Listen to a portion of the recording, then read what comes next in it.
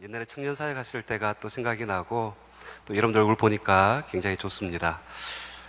특별히 이제 여러분들 보면서 뒤에서 제가 그런 생각을 가져봤어요. 저 나이 때 나는 뭘 하고 있었을까? 제가 뭘 하고 있었겠습니까? 열심히 공부하고 열심히 신학교 다니면서 목회자의 길을 준비하고 있을 줄 생각하시겠지만은 그렇지 않았던 시간들이 사실 있었어요. 얼마 전에 그 책에 보니까 그런 이야기가 있더라고요.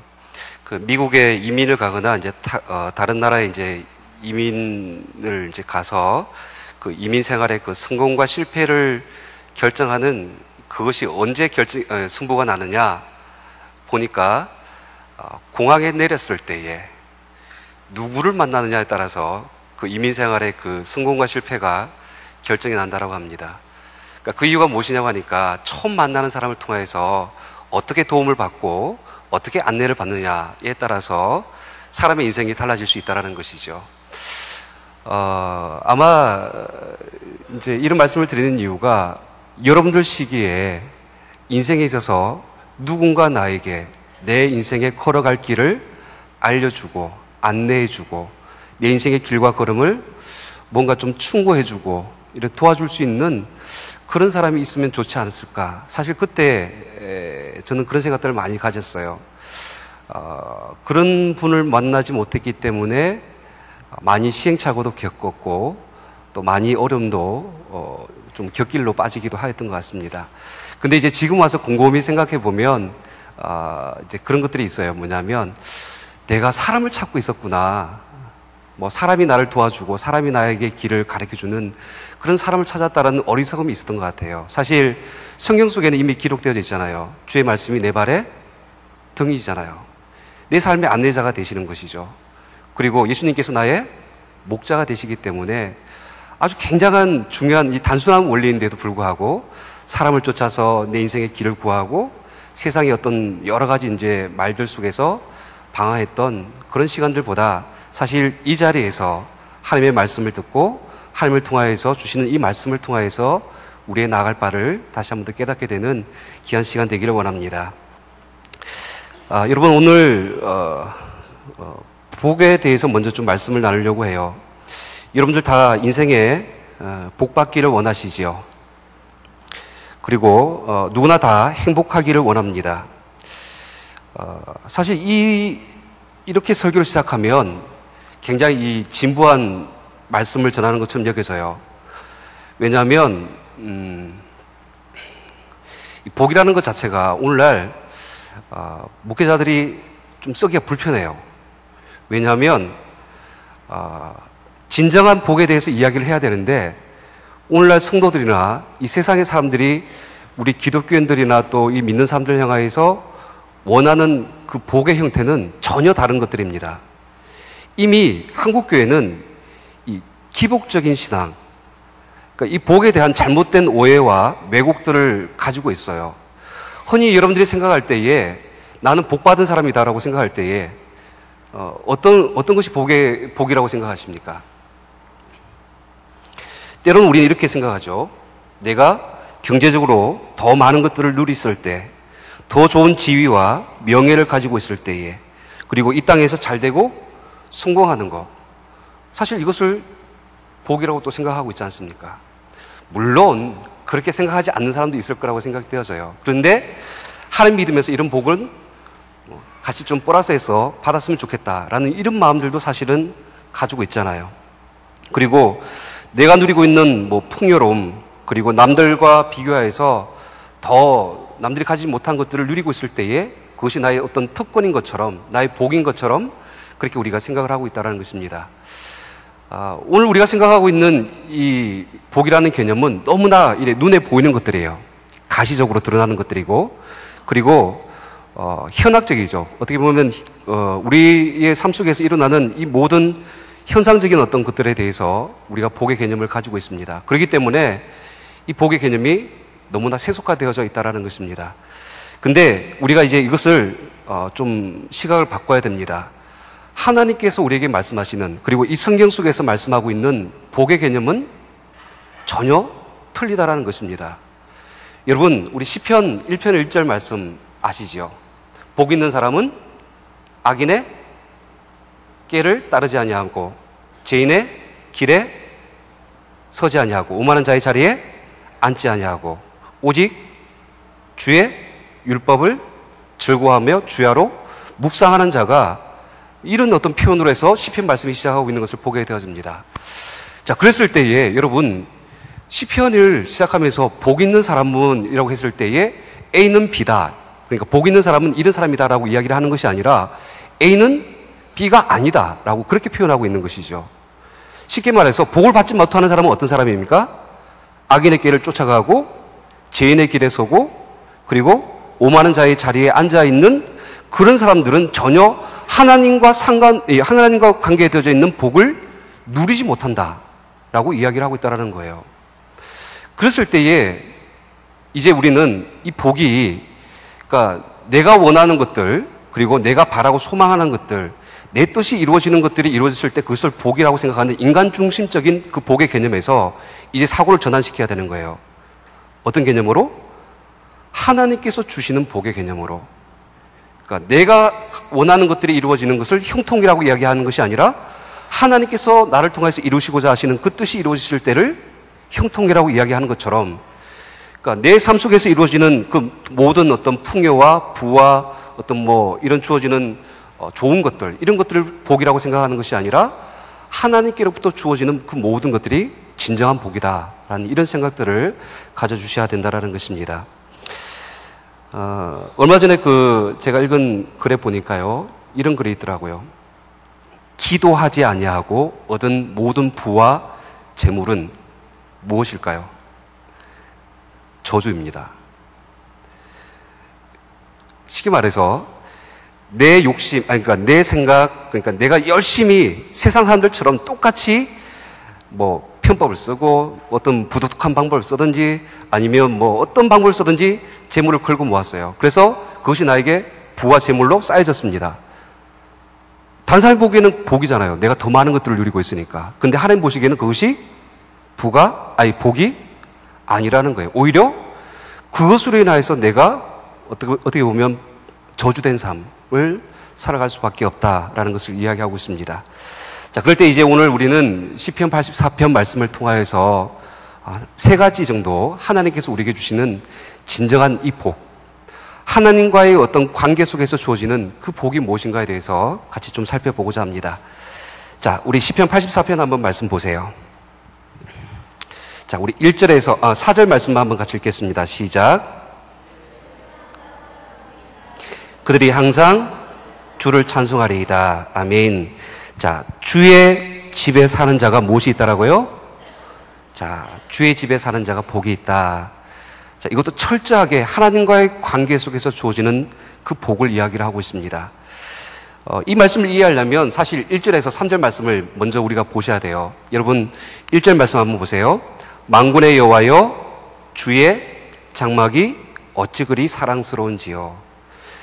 시편은 시죠. 문학적인 표현입니다.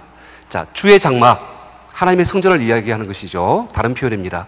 주의 장막이 어떻다라고요? 사랑스럽다. 참 좋은 표현인 것 같아요. 여러분들은 이 천하성결교회를 사랑하십니까? 그런 기계적인 답 말고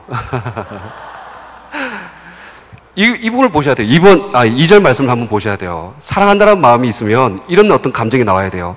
내 영혼이 여호와의 궁전, 똑같은 표현이에요. 하나님의 성전을 궁전이라고 표현했어요. 여호와의 궁전을 사모하여서 어떻게 되어져요?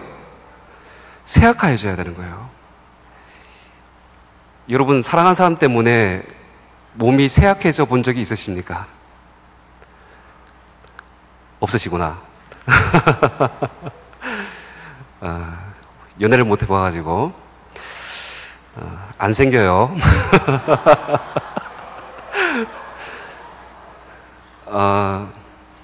사랑을 하게 되면 온 관심이 그 사랑한 사람에 가 있잖아요. 이런 거, 그런 거 모르는구나. 저는 군대 가기 전에 이제 대학교 1학년 들어가자마자 저희 이제 지금 제철을 만났어요. 동아리에서 만나가지고 일찍 연애를 했고 7년 연애하고 이제 결혼했습니다. 한편으로 이런 여러 사람을 만나지 못한 것에 대한 근데 그런 기분을 아직도 저는 아직 가지고 있어요. 뭐냐면 군대 가기 전에 막 밤에 전화기를 붙잡고, 저는 이제 시골이 김천이니까 제천은 이제 부천이고, 전화를 끊고 싶은데 끊고 싶지가 않아요. 이런 거 모르시면 안 돼요. 지금 사랑한다는 표현하면서 그렇게 해서 밤을 지샜던 적, 뭐 이런 거. 사랑하는 사람을 생각하면 얼굴이 수척해지고 밥을 먹어도 배부르지 아니하고, 뭐 그냥 어떤 좋은 것을 먹어도 같이 사랑하는 사람과 먹어야지만 더 행복한, 이런 것들을 느끼지 못하면 마음이 상하는 거예요. 근데 오늘 시편의 저자가 이야기하는 것이 바로 그런 감정이에요. 보시면 주의 공전을 사모한다는 표현을 하고 있잖아요. 너무나 사모해서 그 마음이 쇠약해졌다라고 이야기를 하고 있습니다. 자, 그러면서 또 3절 말씀도 보세요. 나의 왕 나의 하나님 만군의 여호와여, 주의 제단에서 참새도 제 집을 얻고 제비도 새끼 둘 보금자리를 얻었나이다. 이 말씀을 보시면 이런 것이죠. 주의 제단에서 참새도 제 집을 얻고 제비도 새끼 둘 보금자리를 얻었다. 이 시편의 저자의 눈에 보니까 저 성전에 참새가 둥지를 만들어 놨어요. 제비가 이 자기 살 보금자리를 마련해 놓은 거예요. 이 하찮은 동물이 이 성전 안에서 자기 집 거주하는 이 보금자리를 마련해 놓았다는 그 자체가 너무나 부러운 거예요. 여러분, 참새 아시죠? 근데 성경에 보면 참새라는 표현을 쓸 때에 이런 표현이 나오지 않습니까? 예수님께서 하실 때에 참새 한 마리도 하나님께서 허락하지 아니하시면 땅에 떨어지지 아니한다라는 그런 표현도 있고요. 그리고 여러분 마태복음 10장 29절 말씀에 보면 참새 2마리가 얼마에 팔린다고요? 한 아사리온에 팔리지 않느냐. 그러니까 고대 화폐에 보면 아사리온이라는 화폐 단위가 있어요. 오늘날 우리 단어로 이제 돈으로 계산하면 대략 한 2,000원 정도 되어지죠. 참새 한 마리 가치가 그 당시에 2,000원 정도밖에 안 됐다라는 거예요. 이렇게 보잘것없고 하찮은 이 동물이라 할지라도 정말 주의 궁전에서 그렇게 집을 짓고 살아가는 그 모습을 보는데 너무나 부러운 거예요. 시편의 저자는 이런 하나님의 성전에 대한 그 사모하는 마음, 그런 어떤 간절한 마음을 가지고 오늘 이 시편의 저자 이 내용을 기록하고 있다는 거예요. 그러면서 이제 4절에 이어서 이렇게 표현한 것이죠. 주의 집에 거하는 자는 복이 있다라고 이야기를 하고 있는 것입니다. 주의 집에 사는 자는 복이 있다. 여러분들은 복 있는 사람입니다. 믿으십니까? 지금 이 자리에 있다는 것 자체가 하나님 앞에 복 받았다라는 거예요. 근데 이것을 좀 더 우리가 너무나 가시적인 복의 개념으로 또 오해하지 마셔야 되는 거예요. 뭐냐면 주의 집에 내가 지금 이 자리에 있다고 해서 정말 복을 받았다는 이 말이 의미가 아니라, 여러분 이 성전이라는 것은 하나님의 임재, 하나님께서 우리 가운데 함께 하심을 나타내는 상징적인 초소임을 나타내는 곳이에요. 이 건물의 의미가 아니라 이 성전이라는 것은 사실은 어떤 우리가 생각하는 이 어떤 건물이나 제도나 이런 것들을 이야기하는 것이 아니라 하나님의 임재가 있는 그곳이 바로 하나님의 성전인 것입니다. 오늘 시편의 저자가 원하는 것도 사실은 이 성전이라는 건물 안에 있는 것 자체만을 이야기하는 것이 아니라 지금 하나님과 함께 그 하나님의 임재를 경험하고 하나님과의 더 깊은 교제와 사귐과 그 교통한 가운데 친밀한 교제 가운데 나아갈 때에 그것이 나에게 복이다라고 이야기를 하고 있는 거예요. 저는 여러분들이 이 하나님의 성전 가운데에서 날마다 하나님의 얼굴을 구하고 하나님을 만나고 하나님께서 주시는 그 놀라운 신비를 경험하기를 원합니다. 그럴 때에 세상 사람들이 다 알지 못하는, 그러니까 세상 사람들은 모르는, 우리 믿는 그리스도인만 알게 되어지는 그런 복을 우리가 누리게 될 줄 믿습니다. 자, 두 번째로, 5절 말씀을 보세요. 5절 말씀에 같이 읽겠습니다. 시작. 주께 힘을 얻고 그 마음에 시온의 대로가 있는 자는 복이 있나이다. 아멘. 자, 여기 보시면 그 마음에 시온의 대로가 있는 자가 복이 있다라고 이야기를 하고 있습니다. 여러분, 이 말씀은요, 조금 더 이제 사절 말씀에서 우리가 더 나아가는 그런 말씀이라고 할 수가 있어요. 자, 시온이라는 단어 나오죠. 이 시온이라는 말의 의미가 무엇이죠? 어디를 나타내죠? 이스라엘 백성들이 시온을 이야기할 때에 항상 시온, 예루살렘을 이야기하잖아요. 시온산, 예루살렘 성전이 세워져 있는 그 시온산, 시온.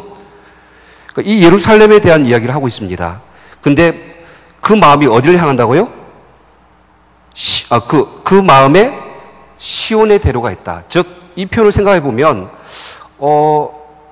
마음이 항상 예루살렘을 향한 그 길이 열려져 있는 사람, 이 복이 있다라고 표현하고 있다라는 것입니다. 근데 이제 우리가 이 말씀을 좀 더 의미한다라면 이런 거예요. 즉, 하나님의 임재와 하나님을 만나는 곳, 하나님과 더 깊은 교제와 사귐을 원하는 그 마음의 길이 열려져 있는 사람이 복이 있다라는 거예요. 단순하게 이 자리에 예배에 참석했다라고 해서 내가 복 받는 것이 아니라 내가 정말 하나님의 얼굴을 구하고 간절히 찾고 마음으로 하나님 앞에 나아가는 그 정직한 마음들이 하나님 앞에 들어지는 그 마음의 고백이 있을 때에 그런 자가 하나님으로부터 복을 얻는다라고 이야기를 하고 있다라는 것입니다. 여러분들도 아마 어렸을 때에 어렸을 때라는 표현은 중고등부 학생 때에 교회를 처음 어떻게 다니기 시작했는지 모르겠어요. 저는 교회를 다닐 때에 물론 이제 어릴 때부터 모태 신앙이긴 했지만은 교회 가면 예쁜 처자들이 많은 것들이 좋았어요. 흔히 이제 교회를 우리가 연애당이라고 하잖아요. 이런 표현 안 들어보셨어요? 가면 어떻게 보면 지금은 많이 이제 그런 것들이 개방되어졌지만은 제가 어릴 때 제 기억에 남는 것은 그러니까 예배를 드리러 가면 남자는 이쪽에 다 앉고 여자는 이쪽에 앉았어요. 그러니까 남녀가 이렇게 분리되어져 있는 예배를 드렸죠. 아직까지 굉장히 그런 것들이 교회 속에 많이 남아 있었어요. 근데 학교 속에서도 보면 이 남녀가 함께 서로 이렇게 같이 함께하는 것들이 많지 않았었는데 교회를 가게 되면 그런 것들이 자유로워지는 거예요. 그런 마음들, 행여나 나에게 좋은 일들이 일어나지 않을까? 아니라고 지금 생각하시는 것 같은데 내 마음 깊은 곳에 있는 것들을 한번 생각해 보시기 바랍니다. 근데 지금 이제 여러분들이 어렸을 때에 이제 그런 어떤 마음들을 가지고 아마 신앙생활을 시작할 수도 있다라고 생각이 되어집니다. 근데 중요한 것은 오늘 우리가 이제 신앙생활을 함에 있어서 무엇보다도 어떤 사람과의 어떤 관계와 친밀한 교제보다도 먼저 우리의 마음이 열려져야 될 것은 하나님 아버지를 향한 우리의 마음이 시온의 대로가 열려져야 된다는 것입니다. 특별히 오늘 또 말씀을 보시면 세 번째로 12절 말씀 우리 같이 읽도록 하겠습니다. 시작. 아멘. 만군의 여호와의 주께 의지하는 자는 복이 있나이다. 자, 주를 의지하는 자가 복이 있다라고 이야기를 하고 있습니다.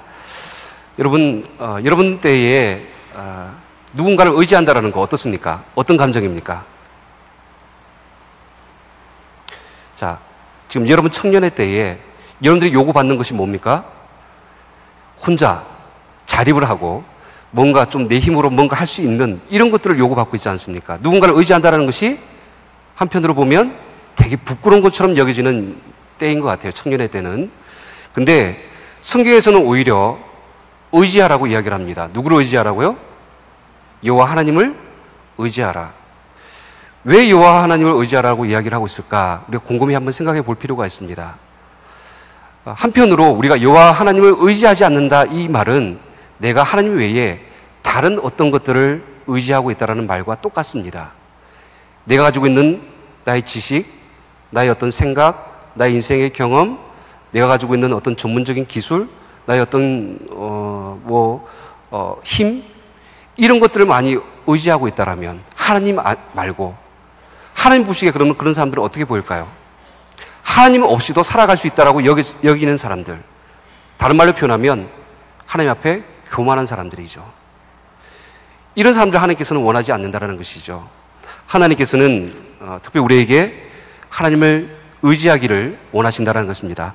말씀 한번 찾아볼까요? 여러분, 예레미야서 17장 말씀 한번 찾겠습니다. 예레미야서 17장 5절 말씀. 자, 우리 같이 읽겠습니다. 시작. 여호와께서 이와 같이 말씀하시니라. 무릇 사람을 믿으며 육신으로 그의 힘을 삼고 마음이 여호와께서 떠난 그 사람은 저주를 받을 것이라. 보세요. 무릇 사람을 믿고 육신으로 그의 힘을 삼는 사람은 그 마음이 여호와께 떠난 사람이다. 그 사람은 하나님 앞에 저주받은 인생이다라고 이야기를 하고 있습니다. 반면 7절 말씀을 보세요. 17장 7절 같이 읽습니다. 시작. 그러나 무릇 여호와를 의지하며 여호와를 의뢰하는 그 사람은 복을 받을 것이다. 분명하게 성경은 여호와를 의지하라, 여호와를 의뢰하라, 그 사람이 하나님께 복을 받는다라고 이야기를 하고 있습니다. 그러면 구체적으로 어떤 복을 받는가를 한번 보세요. 자, 오늘 읽은 시편 84편으로 다시 돌아가서 6절 말씀 한번 보시겠습니다. 6절. 자, 여호와를 의지하는 자에게 주시는 복입니다. 6절 말씀 시작. 그들이 눈물 골짜기로 지나갈 때에 그곳에 많은 샘이 있을 것이며 이른 비가 복을 채워 주나이다. 아멘. 자, 여호와를 의지하는 자에게 주시는 복이 뭐냐면 우리 인생 가운데 때로는 눈물 골짜기를 지나갈 때에 그곳에 많은 샘이 있을 것이다. 이른 비로 하나님께서 복을 채워주신다라고 이야기를 하고 있습니다. 자, 여기서 눈물 골짜기가 뭘까요? 눈물 골짜기. 성경에 보면 시편 23편에 보면 사망의 음침한 골짜기, 오늘 성경에도 눈물 골짜기, 아굴 골짜기 이런 표현들이 나오죠. 골짜기라는 곳은 빛이 들지 않는 곳이에요. 어두운 곳이에요. 그리고 눈물을 흘린다라는 이 표현을 봤을 때에는 인생의 고난과 어려움들을 만났을 때를 이야기를 하고 있는 것이죠. 여호와를 의지하는 자는 인생의 그 고난과 어려움을 만났을 때, 그 눈물 골짜기를 지나갈 때에 하나님께서 무엇을 주신다고요? 많은 샘, 그리고 이른 비의 복을 채워주신다라는 것입니다. 여러분, 이른 비 의미 아시나요? 그러니까 이스라엘의 기후에 보면 이른 비가 있고 늦은 비가 있잖아요. 이른 비 같은 경우에는 이제 그 4월에서 10월 달까지 건기입니다. 건기가 끝나고 나서 우기로 넘어갔을 때에 어떻게 보면 땅이 굉장히 메말라 있잖아요. 농작물들이 자랄 수 없는 어떤 그런 환경들이잖아요. 그럴 때에 가장 첫 번째 내리는 비가 이른 비입니다. 모든 농작물들이 수분을 충분히 섭취할 수 있도록, 땅이 비옥해 줄 수 있도록 하늘에서 내리는 비가 바로 이른 비예요. 하나님께서는 그 인생의 메마른 곳을 지나는 자들에게 그 땅이 소생할 수 있도록, 그 땅이 다시 살아날 수 있도록 하나님께서 이른 비에 복을 주신다라고 말씀하고 있습니다. 어떤 자에게? 주를 의지하는 자에게. 두 번째로 하나님께서 주시는 복이 무엇입니까? 7절. 그들은 힘을 얻고 더 얻어 나아가 시온에서 하나님 앞에 각각 나타나리이다. 자, 여기서 보시면 그들은 힘을 얻고 더 얻는다라는 표현 나오죠? 이 말씀만 보면 이제 한글 번역이기 때문에 이런 표현을 보면 힘에다가 힘을 더 플러스 시켜주는 이런 개념으로 이제 생각할 수가 있어요. 근데 이 말은 원어적인 의미로 조금 틀려요. 뭐냐면 영어 성경에도 이렇게 표현하고 있습니다. From strength to strength. 그러니까 힘에서부터 힘까지. 그러니까 처음 힘에서 마지막 힘까지. 동일하게 하나님께서 그 사람에게 힘을 주신다라는 거예요. 여러분, 마라톤 뛸 때 어떻습니까? 처음에는 힘이 넘치지만은 마지막에는 지치잖아요. 마찬가지로 우리 인생도 마라톤과 같아요. 근데 그 인생길을 달려갈 때에 주를 의지하는 자는 어떻습니까? 처음부터 끝까지 동일하게 하나님께서 그 사람에게 채워주시고 공급하여 주시고 도와주시고 인도하여 주시는 은혜가 있다는 사실을 믿으시기를 바랍니다. 우리가 잘 알고 있는 말씀 가운데 여러분 이사야서 40장 30절에서 31절 말씀, 소년이라도 피곤하며 곤비하며 장정이라도 넘어지고 쓰러지되 오직 여호와를 앙망하는 자는 새 힘을 얻으리니 독수리가 날개치며 올라간 같을 것이요 다른 박질하여도 곤비하지 아니하겠고 걸어가도 피곤하지 아니하리로다.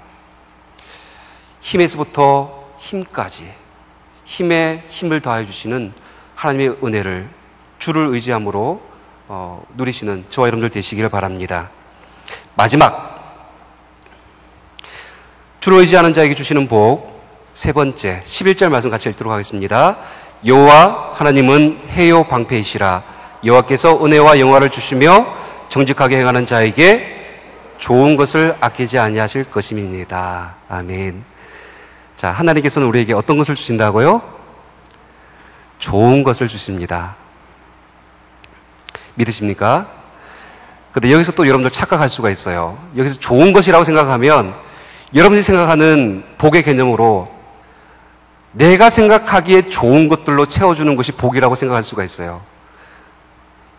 여기서 복은 어떤 복일까요? 하나님께서 우리에게 주시기에 좋은 것, 그러니까 하나님께서 생각하시기에 선한 것들로, 보배로운 것들로, 존귀한 것들로 주시는 것, 그것이 바로 좋은 것입니다. 이해가 되시나요? 예. 특별히 이렇게 세 가지 정도를 우리가 먼저 살펴봤어요. 근데 제가 오늘 이제 말씀을 정리하면서 이 세 가지 복을 이야기했죠. 하나님의 집에 거하는 자에게 주시는 복, 그리고 무엇이죠? 마음에 시온의 대로가 열려있는 자, 있는 자에게 주시는 복, 그리고 주를 의지하는 자에게 주시는 복, 이 세 가지를 살펴보았습니다.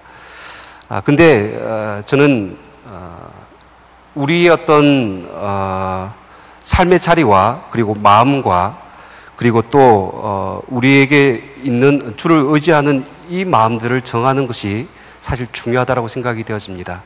그럴 때 오늘 시편의 저자는 오늘 10절 말씀에서 이런 아주 중요한 의미 있는 말씀을 우리에게 전하고 있어요. 자, 우리 10절 말씀 한번 같이 읽겠습니다. 시작. 주의 궁전에서의 한날이 다른 곳에서의 첫날보다 나은즉 악인의 장막에 사는 것보다 내 하나님의 성전 문지기로 있는 것이 좋사오니. 여러분, 이 말씀을 이해하시겠어요? 왜 굳이 이 말씀이 오늘 이 시편 84편 말씀에 여러 가지 복을 이야기하면서 이런 이야기를 하고 있을까라는 생각을 한 번쯤 의문을 가지고 살펴봐야 된다는 것입니다. 여기 보시면 보다 낫다, 그 다음에 뭐뭐 하는 것보다 좋다라는 비교급으로 되어져 있는 것을 보게 되어지죠. 근데 보세요. 한날이 첫날보다 낫다라고 이야기를 하고 있습니다. 그리고 장막에 사는 것보다 문지기로 있는 것이 더 좋다라고 이야기를 하고 있습니다. 자, 이 말이 상식적으로 맞는 말입니까? 틀린 말입니까? 그렇죠. 이런 기계적인 대답을 원하면 상식적으로 안 맞잖아요. 천 개보다 어떻게 한 개가 더 좋을 수가 있어요? 많으면 많을수록 더 좋은 것이잖아요. 하루살이하고 첫날을 살아가는 사람하고 같을 수가 없잖아요. 그리고 보세요. 지금 여기 바깥에 노숙자들, 바깥에서 문지기가 아니라 그럼 거리에서 사는 사람하고 집에 거주하고 있는 사람하고 어떤 사람이 더 낫습니까? 당연히 그렇잖아요. 그런 것들을 봤을 때 아주 비상식적인 이야기를 하고 있는 거예요. 근데 오늘 시편의 저자가 이야기하는 한 가지 조건이 있다면 바로 이런 것입니다.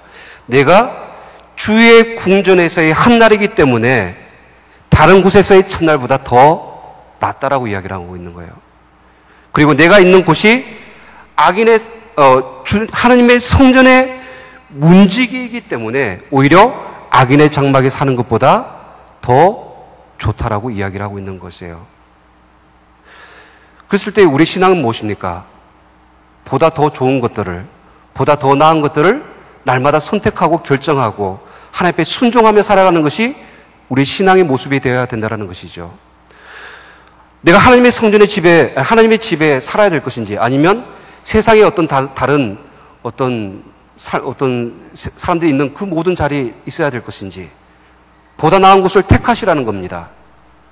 여러분들의 마음이 하나님께로 열려질 것인지, 아니면 내 인생에 내가 원하는 뜻대로 여러분들의 마음을 열 것인지, 그것을 결정하고 선택하라는 거예요.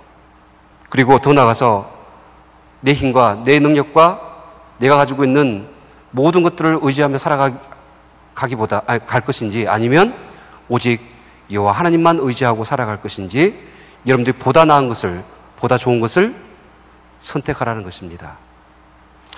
오늘 시편의 저자는 이러한 자에게 주시는 하나님의 복을 이야기를 하고 있습니다. 바라기는 이 청년의 때에 이 믿음의 비밀을 발견하고 하나님께 주시는 이 복을 누리며 그 인생의 길과 걸음을 걸어가시는 저와 여러분들 되시기를 주님의 이름으로 축원드립니다. 기도하시겠습니다. 하나님 아버지, 감사를 드립니다. 아버지 하나님, 우리가 날마다 하나님의 성전에 거하기를 원합니다. 우리의 마음이 하나님의 얼굴을 구하고 날마다 하나님을 찾으며 부르짖으며 그 마음의 시온의 대로가 열려지기를 원합니다. 그리고 하나님, 우리의 뜻대로, 우리의 힘대로, 우리가 가지고 있는 우리의 생각과 판단대로 살아가는 것이 아니라 오직 여호와 하나님만 의지하며 살아가기를 원합니다. 하나님, 우리가 믿음으로 보다 나은 것을, 보다 좋은 것을 날마다 선택하며 결정하며 믿음의 길을 걸어갈 수 있도록 주여 축복하여 주시옵소서. 예수님의 이름으로 기도하옵나이다.